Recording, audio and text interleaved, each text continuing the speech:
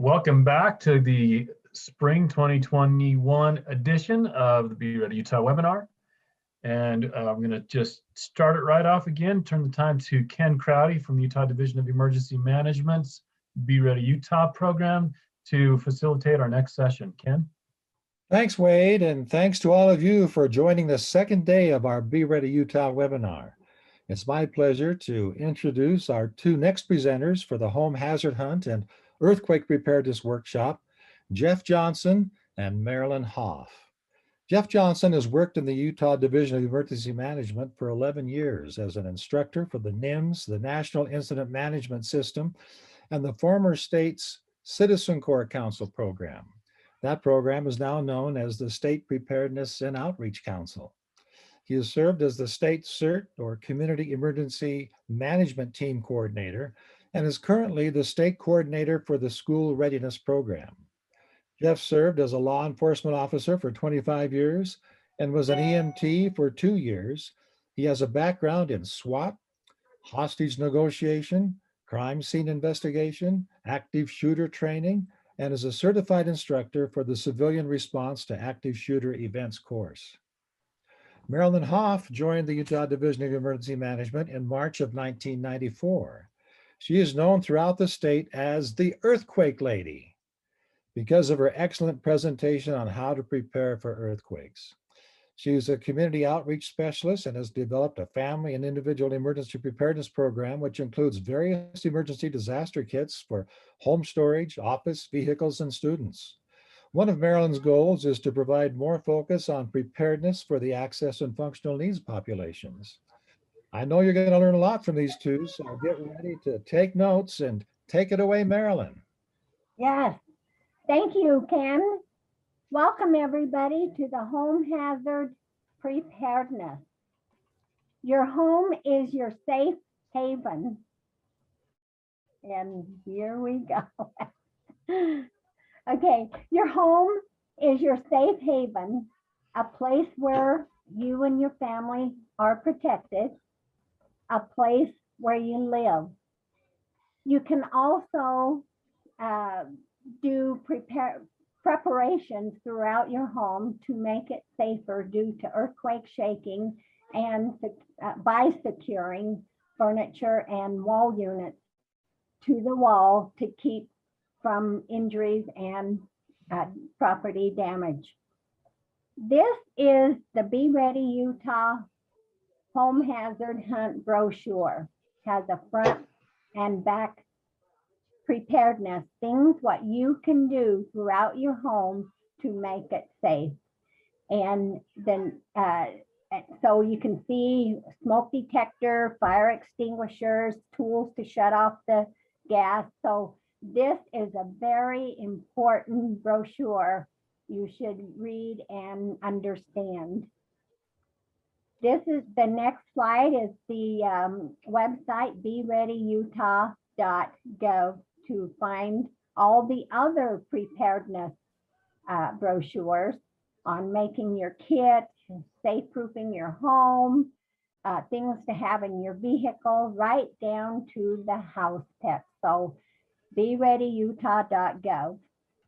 I'm going to talk about the general home hazards. And you know things throughout your home that are hazards. So I suggest go in each room of your home, up, main, basement, even the garage, and identify the potential hazards which you can fix. Make a to-do list. Go in each room, write down the things that you think should be taken care of to keep furniture from falling, things falling off shelves, and so make your home safe. So start with a to-do list. Install smoke detectors on every floor and inside or near every bedroom. Test monthly. I'm bad at that, so you need to make that a habit. Test monthly. Install carbon monoxide detectors on every floor. Test monthly. Replace new batteries in smoke detectors and carbon monoxide every 6 months. Make sure dangerous products and cleaners are labeled and stored separately from food, beverage, medication. Secure rugs. Look at the beautiful staircase here. Secure rugs and carpets to stairs or remove them. And you know what? That reminded me of a stairway that I had, and the carpet was loose and I slipped and fell. So that's why that's an important suggestion with the carpet. So make sure all your carpet is in place. Be sure stairways, porches, and walkways are lit at night. During winter seasons, keep stairways, walkways, and driveways clear of snow. We have Amazon folks, our post office, we have people that deliver boxes day in, day out. Even 8 o'clock at night, we received packages. And so you want to keep the porch light on for them. Have courtesy. Be sure house numbers is clearly visible from street day and night in just for emergency reasons. And you can see the picture on the left. You can see the porch is lit up and the house number. Make sure automatic garage door openers has an auto reverse feature to prevent injuries. In fact, I walk under mine just to see if it'll shut or stop shutting, and just to make sure it works. All right, check to see if ceiling fans and light fixtures are secured, because they, especially ceiling fans, they loosen as they turn constantly. So check them, just make sure they're secured. Use bungee cords stretched across shelves, just like you see in the picture, to keep items from falling off. Also for books, storage boxes, cleaning products, etc. So you don't need these, your glass products falling. That's a lot of work right there. So due to earthquake shaking, the bungee cord will keep it in place. Check the exterior of your home for loose rain gutters. You don't think these things happen, but they do. So check your rain gutters, window shutters, support poles, chimney bricks, and roof tiles.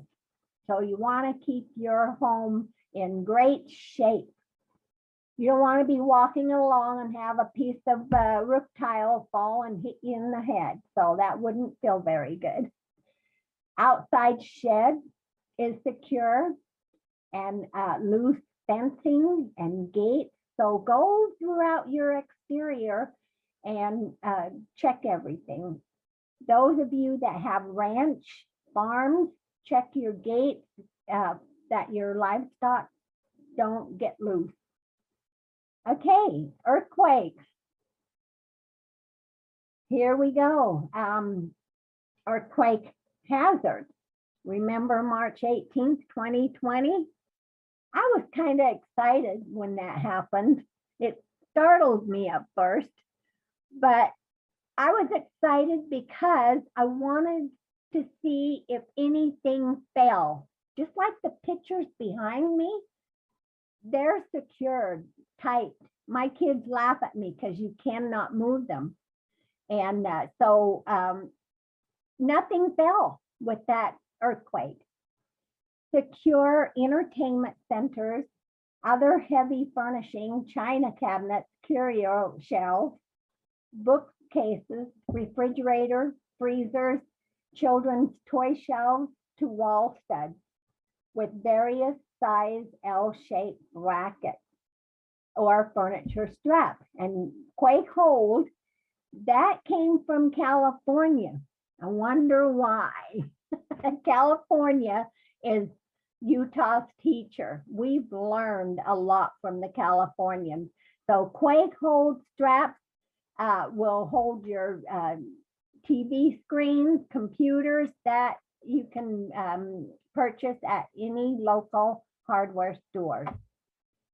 Secure freestanding TV screens, stereos, computers, and microwave ovens on counters with flexible nylon straps and buckles, which you can easily remove to relocate. So this is the stuff you want.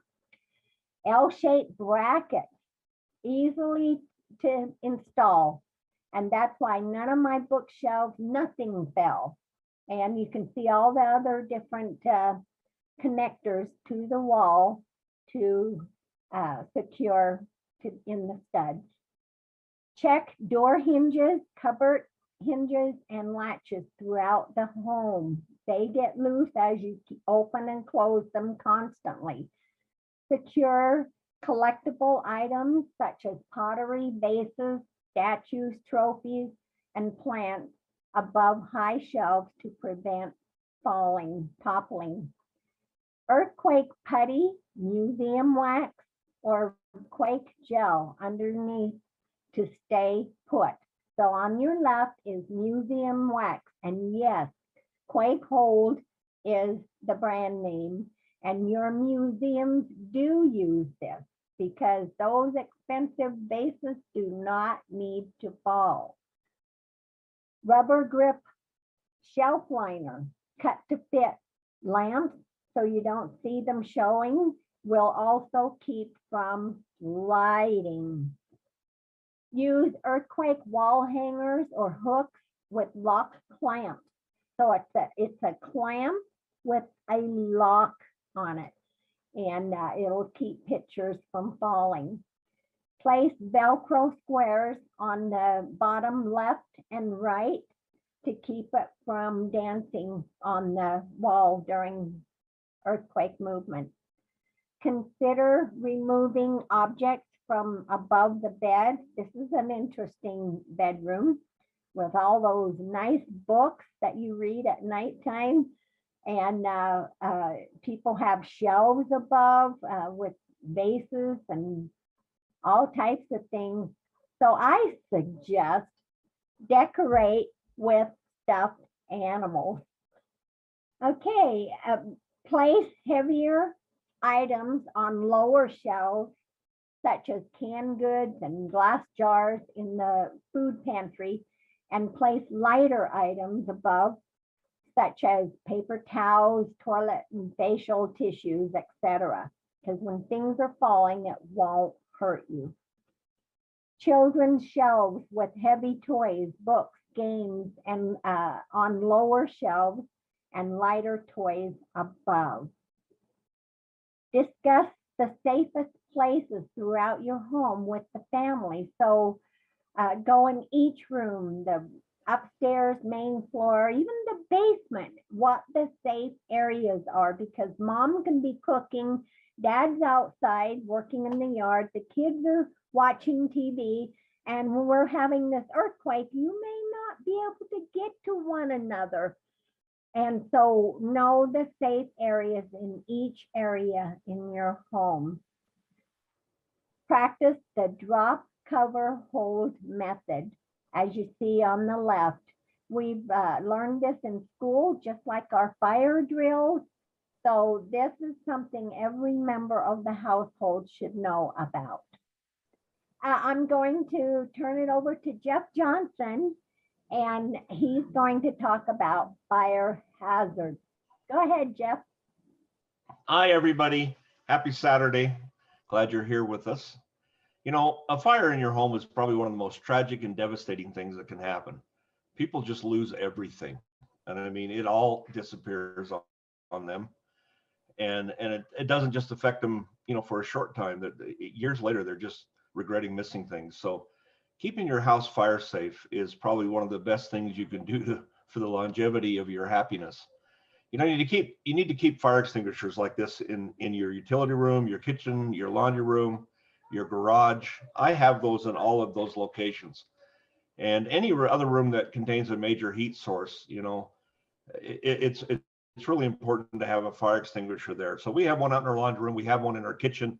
I have a couple in the garage, and I have one downstairs next to our closet that holds our furnaces. So, and everybody in the house should know how to operate a fire extinguisher properly. There's the pass technique. And if you don't know that, we're going to ask you to join our website and learn how to properly use a fire extinguisher. You know, have all your HVAC systems, your flue pipes, your vents and chimneys inspected and cleaned yearly. That's really important, and it's not very expensive.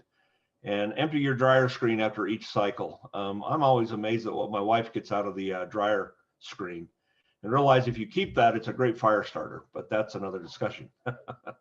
Keep curtains, pot holders, dish towels, any other combustibles away from cooking ranges and or other heat sources to prevent fires. And one of the most important thing is keep the stove, oven, and broiler clean of grease. Grease fires are one of the major causes. You know, outside of Christmas tree fires and holiday fires, grease fires are the #1 leading cause of homes catching on fire. And during my time as a law enforcement officer, I saw a lot of these, and they're very devastating. Trashes your kitchen. So one thing I would say before I leave that screen is make sure you have a way to put a grease fire out and know how to put a grease fire out. And the best way is to cover it. Don't ever dump water on it. That'll spread it. Even dumping things that, like people have said, you can put salt and things on them. It's just best to have a way to cover it, take away the oxygen. You know, where do you store your gas? Where do you store your propane tanks? You know, storing those in your garage or in your house somewhere is maybe not a great idea. You should store those in an outside building, such as a shed. You can even buy these little plastic, you know, 3 foot by 3 foot or 6 foot by 6 foot sheds at places like Home Depot and Costco, and keep your gasoline out there. Any place you store it should be vented for fresh air, and so you don't get a gas, combustible gas building up in the air in there. You know, store your cleaning supplies, your paints, your cleaning products, and other products in closed cabinets and on lower shelves. You don't want, you know, ammonia falling off on upper shelf during an earthquake and landing on your laundry room floor, and you walking in and starting to breathe that. You know, some people call that, excuse me, some people call that 3-step gas. And you can actually go down pretty fast breathing those kind of things. So keep those things on lower shelves, or better yet, out of your house in a garage or a shed. And make sure you don't store things that can create poisonous combinations together. We don't have time to go into that today, but again, there's sources where you can find that there are things that should not be stored together. You know, Jason talked about this a lot yesterday, and it's really important that you think about the fire hazards on the exterior of your home, clearing brush and leaves and debris and other combustibles from around your home. And then even better, using fire-resistant landscaping and fire-safe construction. You know, what are your shingles made out of? How close are the trees to your house? And those kinds of issues. And so if you haven't had a chance to listen to our wildfire prevention, go back on the YouTube channel when it's posted here in a couple of days and watch that. It's got tons of great information from Jason Curry about how to keep your house safe. If your garage is attached, make sure that the doorway between your house and the garage is a tight-fitting, self-closing fire door. Make sure that the fire can't spread from your garage into your house. Garage fires are very, very common. I was coming back from walking my dog last week and saw a garage fire, and later the newspaper said that was a $200,000 fire that was in that home in the garage. So garage fires are very, very common. Another place that fires start quite frequently. You know, create a main backup location for your family to meet outside the home. What if you have to evacuate the home, and as Marilyn's going to talk about, you have to go out through different locations. Make sure that you have an escape plan and that you have a meeting place outside your home. And so think about that. You know, it could be the mailbox, could be the RV parked outside. It can be anywhere, as long as everybody knows where it's at. So, you know, very often phone lines go down during disasters, and sometimes local phone lines are overwhelmed, but often you can call out of state. So make sure you have an out of state telephone contact that you can call. I actually had a friend go through the Loma Prieta earthquake, and I could reach him, but he couldn't call anybody in his neighborhood. So it does work out of state better sometimes than the overwhelmed local areas that are difficult to make calls on. Make sure there are at least 2 escape routes from every room in the house, and that people know how to get out of those and get to that location where you're going to meet outside of the home. You ever thought about having to do this? What if you're trapped upstairs? There's been 2 deaths in the last 3 or 4 months of people being trapped on second floors in Utah in house fires. So realize having a means to get out of the upstairs rooms is very, very important. These ladders are not very expensive. You can buy them at places like Home Depot or Lowe's, and they secure very well to the inside of the window frame and allow you to be able to get to the floor. And they come in different lengths, so you can buy one that fits your needs. Make sure all of your exterior doors and windows have lock that unlock easily and open easily from the inside. Make sure that somebody doesn't get trapped by a window. One of the fires I went to, they had screwed the window shut as a burglary prevention.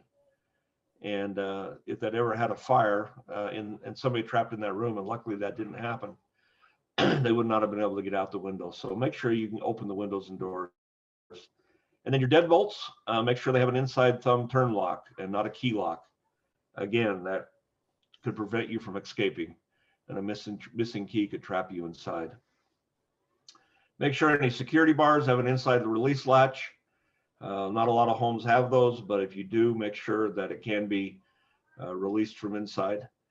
You know, night lights and emergency lights in hallways are really cheap, and the kind that kick on when the power goes out are priceless. And so think about having some kind of hallway lighting and lights near your emergency escape routes so people can see in the dark or if it starts to get smoky. And everybody should have a grab and go bag. All of my kids had these hanging on the back of their doors in their room, a small backpack. We let them pick a lot of the things that went into those, but there should be some basic things in there, like a first aid kit, some food and water, and a flashlight, and a whistle. We could talk a long time about how important whistles are as saving lives. So make sure everybody has one of these grab and go backpacks. And again, if you want more information about these, go to our website or contact us. So how many of you have dogs and cats? And if you do, you know they're members of your family. They are a really good member of your family, and you want to make sure you think about taking your pets out in the case of evacuation. In the house fire I saw last week at the garage fire, the dogs disappeared inside the house and they couldn't find them. So two of the firefighters that arrived donned their SCBA gear and went in and brought the dogs out, and they were okay. But dogs will flee and hide during a house fire. And so if you have to evacuate, have a plan, think about it, get it in your head to take your pets with you. And then also plan a destination where the pets are welcomed at animal shelters, hotels, motels, or even with relatives and friends. One of the big problems in the 2007 San Diego wildfires was that everybody showed up at the Red Cross shelters with their pets, and Red Cross shelters won't take pets. So give that some thought. Make sure your water heater is anchored with heavy metal straps to the walls or studs. These are the #1 cause of house fires and earthquakes. Your water heater will tip over. It's heavy and narrow. And so secure it securely to wall studs and masonry with metal straps and lag screws. Kits are available at any local hardware store. Again, they're easy to find. You might want to also check your water and gas pipes and have a plumber evaluate and replace and properly secure anything that's rusted or worn, especially on your gas pipes. Again, this could cause a house fire. Everybody in your home should know where and how to turn off all the utility shutoff valves, water, gas, electricity. Make sure you know how to turn those off. We recommend you have a shutoff tool hanging on your outside gas meter in case of a gas leak. On here it says that put it on with a zip tie. Mine's hanging with a piece of hanger wire, just closet clothes hanger wire that's hanging out there so that I can unbend it and pull it off really quickly. You'll need a wrench to turn your gas off, and putting one right on your gas meter out of sight behind the gas meter is really a good idea. So, big question, when do you shut off gas after an earthquake? 580,000 homes in the Northridge earthquake in 1994 in California shut off their gas, and they did not need to. And to have that reestablished and turned back on in your home, you're going to have somebody who knows what they're doing, a professional, do it. Otherwise, you can cause a fire. So when you turn it off, if you see gas leaking, you hear gas leaking, or you smell gas leaking, and then you turn that off. And outside of that, don't turn it off, because you might want to stay warm. Like Kylene told us about in the previous time, she got in a shower and got warm because her gas heater was still working. So her water heater. Flashlights, very, very important. Keep flashlights easily accessible and working order. Have spare batteries, and realize they're a lot safer than having candles in your house. Battery operated lanterns and flashlights are a must. So, only allow qualified electricians to install and repair your wiring. Again, this is a big cause of house fires. My next door neighbors remodeled their house, and on Christmas Eve, they moved back into the house, and on Christmas night it burned down because of the wiring that had been wired to their brand new stove. And that's just one of my neighbors who lives just a few houses away. So make sure that you do keep your work on your house as somebody who knows what they're doing. And again, have enough electrical outlets in every room to avoid doing the octopus plug-in problems that a lot of people face with putting in too many cords or long cords. And also, everybody should know how to reset their breakers or replace fuses if you have fuses. Don't run extension cords through doorways like this. I'll confess, during the windstorm, our power went out for 3 days, and to get a cord to my kitchen, to my garage where I have 2 fridges and a freezer, I had to run a cord underneath a door like this. Not anymore. I have a hole installed to run my cords through now, with a fireproof plug in it. So make sure all of your outlets and switches have properly fitting faceplates. It keeps things from getting in there and causing a short. And make sure bulbs are the correct wattage. You're not running too powerful of bulbs in your light fixtures in which they're used. This is the octopus thing I was just talking about. This is a good way to cause a house fire. Make sure you don't do this. And also, if you're running multiple lines to a single plug, that you're using a surge protector. It's very important. And keep your water heater at 120 degrees to prevent scalding. Just more of a personal safety issue. Once you've secured your water heater to the wall, you need to make sure that you have a flexible gas line. If you have a rigid gas line and that even shakes, not even falling over, it can break the gas line. So all new water heaters are required to have a gas line like this. But if you have an older house with an older water heater, you might want to check. This is a very simple and very cheap fix, and it will keep your house from catching on fire during an earthquake. And again, go back, and we're saying again to know how to turn off your water, your gas, and electricity. GFI outlets are really, really good, especially around bathrooms or places that you have water running. They will reset or shut themselves off by themselves, and not reset, but just shut off. And make sure the underwriter's laboratory mark is on all of these, that you're buying good quality things.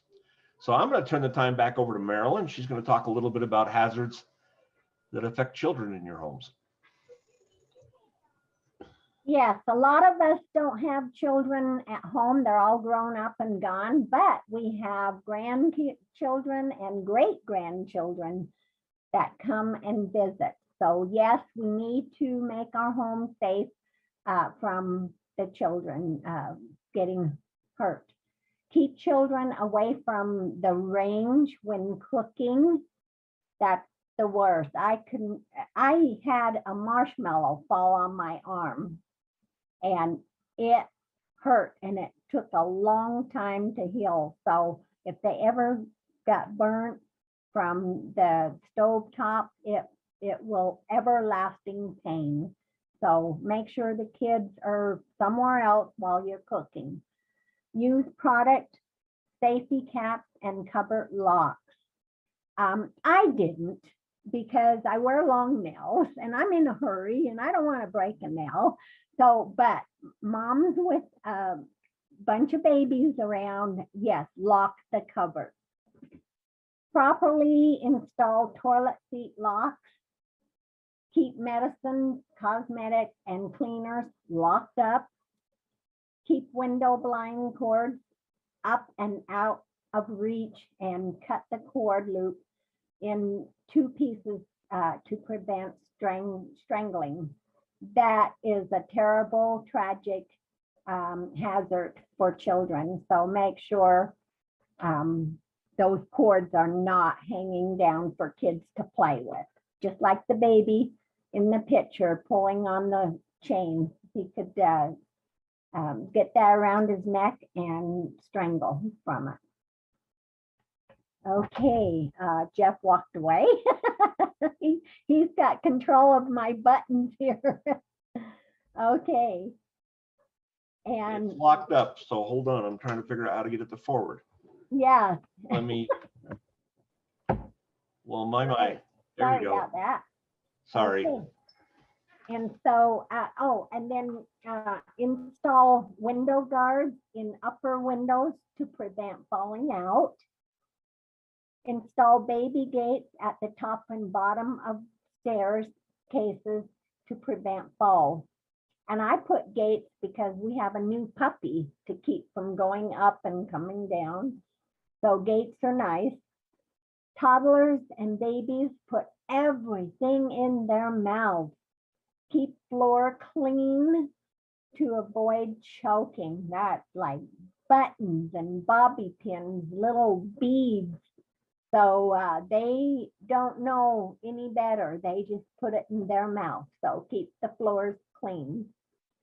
Install safety caps over electrical outlets, just like you see the picture. Those are wonderful. In fact, my first baby child, when she was 2, stuck a bobby pin in the outlet, and that was just awful. It burned her fingers. So those caps are what you want to put in the outlet.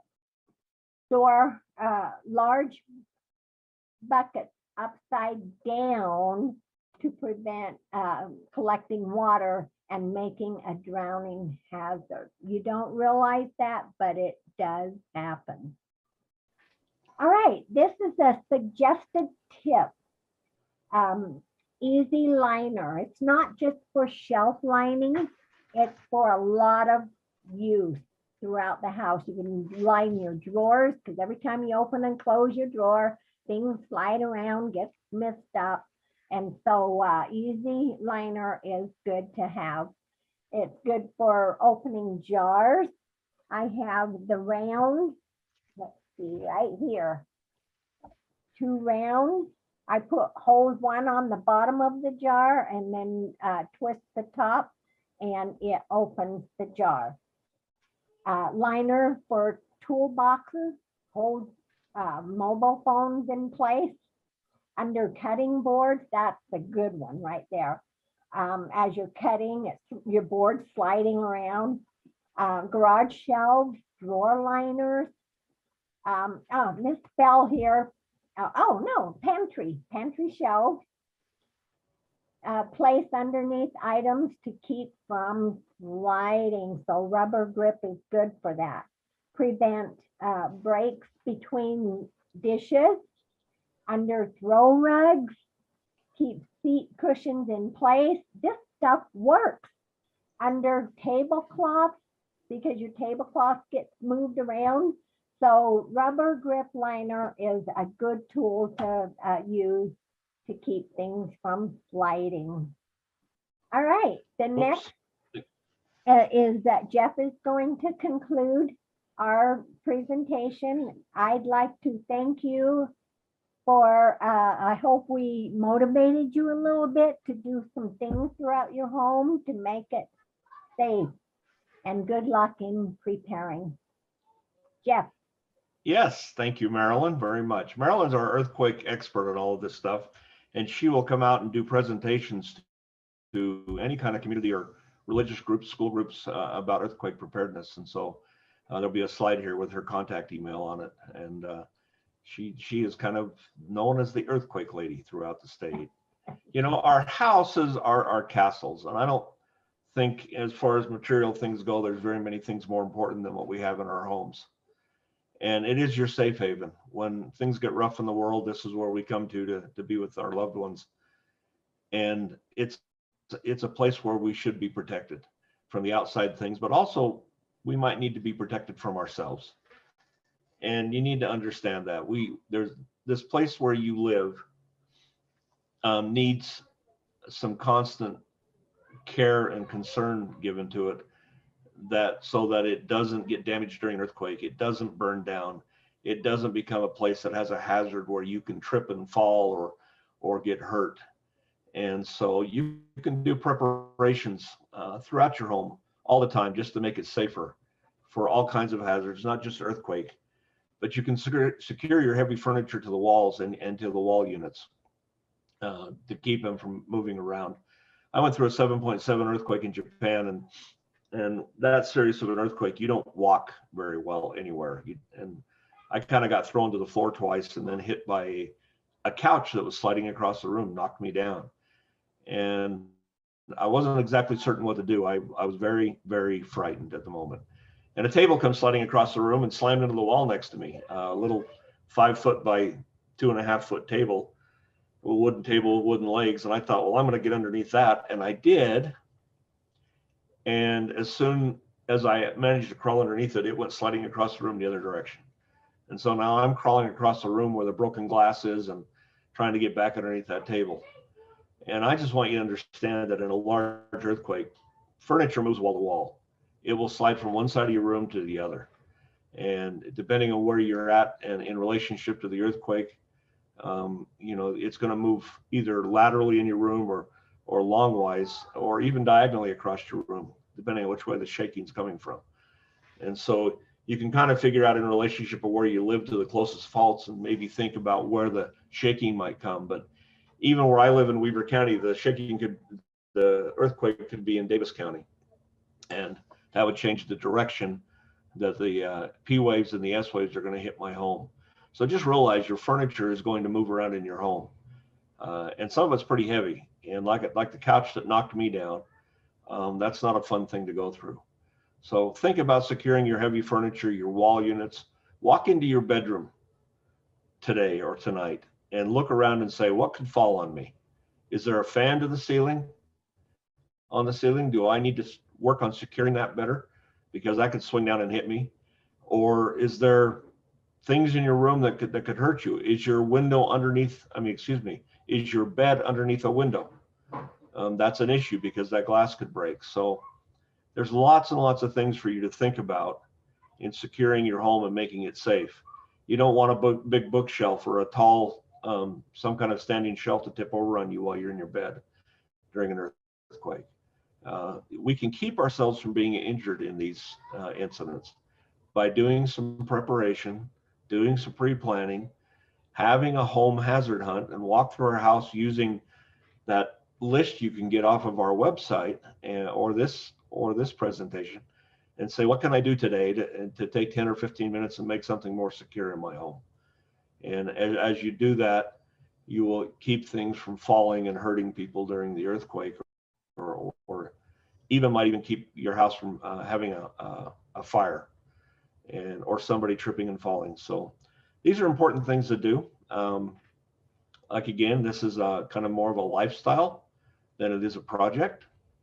You're going to need to do this probably in increments, and there's lots of things to think about. And so don't try to tackle it all by Sunday night tomorrow night, but at the same time, have these kind of things in your head and look for ways to make your home safer. And with that, I'm going to turn the time back over to Wade or Ken to see if there's any questions out there. Yes. Can you hear me okay, Jeff? I can. One question just came through, and that is about storing medicines. Are there special lock boxes or safes or anything that you're aware of that could be used for storing medicine? Yes, there are. Marilyn, do you want to take this? Or do you want me to? You go ahead, Jeff. Yeah, there are. You can actually talk to any pharmacy, and they're well aware of it, and a lot of pharmacies carry them. And they are the types of medicine storage boxes that can be mounted inside your bathroom or kitchen cabinets, and then you would actually secure them by screwing them or bolting them into place. And then they have a locking mechanism on them. Sometimes it's a combination lock. Sometimes it's the real high-tech ones will go to fingerprint locks. But you can do this. And if you can't find one of these, one of the things that would work really well for this, that is designed for a similar purpose, is a gun safe. There are all these little tiny small gun safes that you can buy. I mean, you can get them from Walmart to Costco to Home Depot. They're available everywhere. They're also made to be secured to a shelf or maybe inside a nightstand or inside of a cupboard. And some of those have become very, very high tech. There's this push button combinations. There's a key. There's fingerprint combinations, and they come in all different sizes. And run from anywhere from about $20, which I have a couple of those, and you can spend up to about $100 or $200 to get some of the fingerprint or biometric ones. Good answer. So they would work really well for storing medication. But pharmacies is where I'd start. Talk to your pharmacist. Jeff, this is another question for you. In your experience with the Japanese quakes, what was the one thing you wish you had done or prepared for? Anything special? There are two things that come to mind really quickly, and possibly a third here, but I'm going to tell you the first was nobody taught me to drop, cover, and hold on. I had nothing to do, no idea in my head what to do. I went through some smaller quakes before the 7.7 hit, and they didn't frighten me that bad, but that 7.7 was truly terrifying. And honestly, standing there next to that couch, I did not know what to do. Teach everybody that you care about to drop, cover, and hold on. And not only that, like Marilyn said, go through your house and see where the safe spots are in your home. Where can I get to that's safe? Because you don't want to be next to breaking windows that are shattering into the room. You don't want to be next to the kitchen table, which is going wall to wall. So drop, cover, and hold on would be the first thing I'd say. But the other thing was, we were missionaries, so we did not store food. Our food got ruined in the earthquake. The water was shut off. I would tell you that unless you want to be very thirsty and hungry, and between Monday and Friday, I only got one drink on Wednesday night. So store water and food is the other thing. And it's stored in a place where it won't get damaged. Secure those shelves and put bungee cords on them and make sure that the heavy items are on low shelves. And you want that food afterwards, because we went from Monday till Thursday without getting any food, and then really sporadically found food after that. And you can prevent all of this by making sure your food doesn't get destroyed during the earthquake, unless you want to be thirsty and hungry. Good answer, Jeff. The next two questions are for Marilyn. Marilyn, the first question is, how did you become known as the Earthquake Lady? Oh, goodness. Well, I traveled the state of Utah giving preparedness presentations. And I was down in Richfield, Utah in 1995. And with my presentation, I demonstrated an earthquake with a house model. In fact, it was my daughter's dollhouse. And so I demonstrated an earthquake with it and the real sound of a California earthquake. And the students of the Red Hills Middle School, they just loved it. I don't know if they thought it was cool, all the furniture fell and everything. So they wrote me thank you notes, and they had pictures of a house and chairs fallen, and they had the title as Earthquake Lady. So I thought, gosh, that was cool, so I went back to the office and I was telling everybody, I'm the Earthquake Lady, and they were like, oh. So I've been the Earthquake Lady since 1995. And it all started with Red Hills Middle School. How about that? Hey, Yes. Ken, I got to just pitch in here. I met Marilyn in 1996 doing an earthquake presentation, and that's how she introduced herself, and that's how we came to know her back in 1996. Yes, yes. Second question for Marilyn. What would you recommend a person could do to develop a mentality of preparedness, to think about and take preparedness actions more often? What would you suggest somebody do to develop a mentality of preparedness, Marilyn? Gosh. Um, And Jeff, you can chime in on this too. yeah. What would you say, Jeff? Mentality. I think anybody who's listening right now is on that path. If you're going to spend time learning about this, and you're going to spend time studying about this and reading about it and listening to experts, you're on the Yeah. path. And as you become more and more aware of things you need to do, and we don't want anybody to take this to the extreme. This is just a lifestyle that you want to keep yourself and the ones you love safe. It's about saving your lives and making your lives easier. In the previous two episodes today, one of the things they talked about is it's just to make your life easier. When your toilet's not flushing, what do? How do you go to the bathroom? You know, it's just learning about those kind of principles, not just storing some food and some extra water and have a little cash. But what do you do when you have a potty problem? I mean, I don't want to do potty humor here, but that's serious stuff, and you got to figure out what to do in those situations. As you attend these kind of seminars and webinars, as you read about this, as you get on the internet and social media and learn about things, and I would highly recommend you to tap into Be Ready Utah social media that Brian Stinson puts together. There are daily and weekly reminders and guides that come out on Facebook and Instagram and on Twitter, and they're just little things that take you 5 seconds to read and get your mind thinking about those kind of things and developing a lifestyle and a thought process that will keep you safe.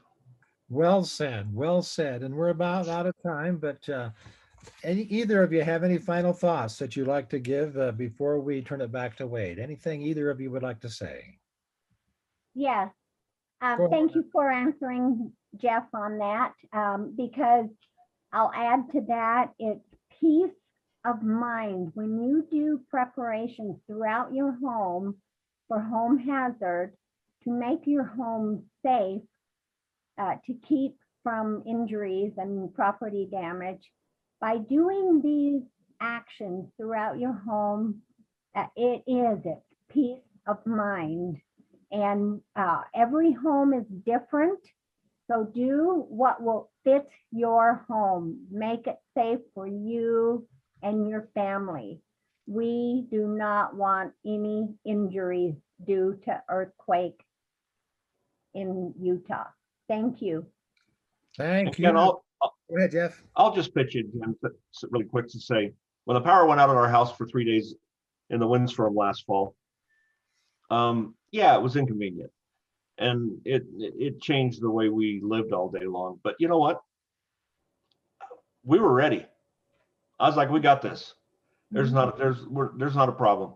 I went and got my generator out and kept my refrigerators and freezers cooled down, and we didn't really need anything. And I have a wonderful wife. If you walked into my food storage room, you would say, wow. In fact, she's complaining right now there's not enough room to walk in there. So, it's the peace of mind. I was not worried when the power went out. And not only that, I had neighbors who were running around crazily trying to figure out how to do this or what to do that, and they had not thought about what to do if the power went out for not one day or for hours, but for multiple days. And we helped them out, some of them, because they needed help. And so, I will tell you that the moment when something happens, if you can turn around and say, we've got this, it's good, then you're getting pretty prepared. So the windstorm put us through a little bit of a test for 3.5 days, but you know what? We were ready for it. And that's what you want to do. You want to be ready for what happens. You know, if your house is untenable, where are you going to go? You know, do you have an RV? Do you have a tent? What's your backup plan? And so would love to come talk to you about it. Contact Be Ready Utah. We'd love to come chat with you about it with any group you're part of. Thanks to both of you for a wonderful presentation. Be Ready Utah, that's what we're all about. All right, well, Wade, back to you. And again, thanks to both of you, Marilyn and Jeff. And Wade, take it away. Thank you very much, Ken. Thank you again, Marilyn and Jeff. Great job. You know, one of the things I like to ask people, you know, when was the last major earthquake here where we live? You know, it was hundreds of years ago, other than the magnet quake, which was not a major one. It was a minor one, I guess. But then we ask the question, when is the next major earthquake going to hit? And we don't know yet. It's not an exact science. And so the most important question, when should we be prepared for an earthquake? Right now. Absolutely. So thank you so much for sharing that expertise. Marilyn, I think one of the things that, as far as that, creating that mindset of preparedness, you used to talk about having a Band-Aid in your wallet. And that just, having that, you know, the practice of putting a Band-Aid in your wallet kind of keeps you thinking about preparedness and what's unexpected that might come your way. Something as simple as that. So, all right. Thank you both very much. Thanks, Ken. We are entering into our next break before our final session. So if you will remember to go to the chat window on the Be Ready Utah YouTube channel where you're viewing this live stream, and click on the link, the form for the presentation feedback, and fill that out there. And you can click on it twice for both presenters there today. And then at the end of the last session, just a quick reminder, we will have an overall Be Ready Utah webinar feedback form for the entire 2-day webinar, and everybody that fills one of those out will be entered into a drawing for a prize. So in our final session is important documents and financial preparedness, something maybe we don't think about immediately when we think about emergency preparedness, but it's something that is so important. You even heard Governor Herbert talking about economic disasters, and important documents and financial preparedness isn't just for economic disasters, it's for all kinds of disasters. So that's coming up at 4 o'clock, right at the top of the hour here. You want to make sure you stay tuned for that. And again, all of our sessions are available on the Be Ready Utah YouTube channel. And as Marilyn mentioned earlier, a lot of other great information available at bereadyutah.gov. So we do have one message here from our sponsors. Again, we want to thank University of Utah's Rocky Mountain Center for Occupational and Environmental Health for being a sponsor. And we've got a short promotion from them. Brian? Our National Hybrid CERT training is available at onlinecert.org, and it's sponsored by the National Institute of Environmental Health Sciences. The course is free and updated with the FEMA 2020 curriculum. It's available nationally and internationally. It's 12 hours online and 16 hours in person to complete the hands-on skills portion. It includes interactive knowledge checks, live IT, videos, virtual reality, it's mobile friendly, digital credentials, it has end-of-unit quiz, and a final. It is now available in Spanish and will be available in Mandarin early next year. Since the nationwide rollout, we have had over 30 states approve the program, including California, which approved it for the entire state. We have also had Puerto Rico, Guam, and the Bahamas approve the program. A list of the approved states can be found at onlinecert.org. The course comes with everything you need in our hybrid CERT toolkits. It is available either on our flyer and our website at onlinecert.org. Any questions about the course can be directed to onlinecert@utah.edu. The virtual reality app was developed by 360 Immersive and is available on your app store in both Apple and Android at CERT Certification Preparatory. Thanks so much for your time, and please let me know if you have any questions. Thank you. Yes, thank you again to Rachel Brown. You saw there. She's also one of our planning partners as well as a sponsor. And just seeing that video makes me proud to be from Utah. That's a program that was developed here, a need was identified here and developed here through the partnership with the Rocky Mountain Center for Occupational and Environmental Health and through the Division of Emergency Management. And now that program has gone nationwide and as you saw, internationally as well. So CERT program, Community Emergency Response Teams, is a great program for anybody emergency preparedness minded that wants to learn more about how to respond in a disaster. Once you know everything is safe and well at home with your family and you want to go out and be able to help your neighborhood and your community and do it safely, then CERT is a great program to be involved with. You can see the flyer there on the screen that has the links where to go to take the online course, and contact your local municipalities to find out if there's a CERT program in your area. And James Ray, also from the Division of Emergency Management, was helpful in making that program happen as well.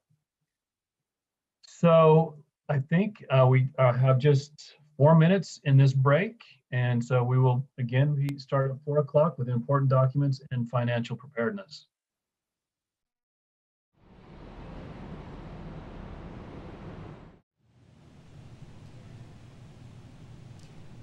I don't know. I can see good possibilities either way. What do you think? You know, I don't know, but I'm going to make an executive decision. Let's order the chicken. I agree. Governor, what's that under your desk? Oh, that is my disaster supply kit. I keep it under my desk so that in case of a disaster, I have the necessary things to help keep me going until I can get home. Huh. I should do that.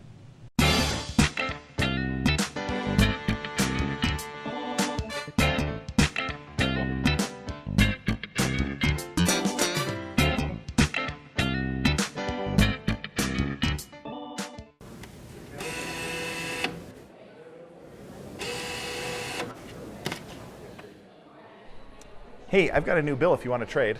Hey, sure, thanks. All right. Let's see. Library card, chicken takeout, ice card. Ice card? What's that?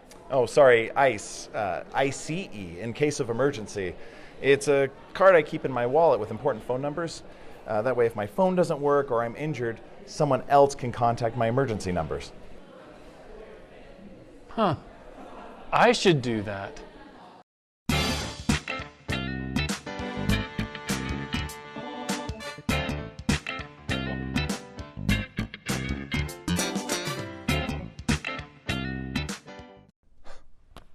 This is a photocopy.